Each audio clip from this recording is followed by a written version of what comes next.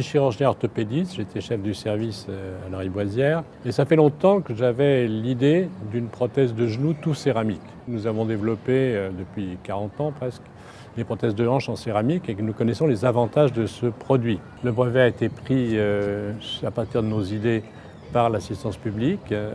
Ensuite, j'ai été incubé par Paris Biotech Santé, ce qui m'a fait rencontrer Jérôme Bécard, qui est maintenant mon partenaire financier, administratif, qui m'a appris comment on gère une start-up. Et on a commencé notre première levée de fonds. Ça, c'est un prototype obtenu en imprimante 3D. Pour avoir des prothèses en céramique, il faut qu'il y ait un jeu très faible entre les pièces. D'où un dessin très particulier, qui sont des cylindres. Ce n'est pas anatomique, ça ne ressemble pas vraiment à un genou. Donc vous avez ici la flexion du genou qui se passe dans cette articulation-là, et les adaptations en rotation et en tiroir qui se passent dans cette articulation-là.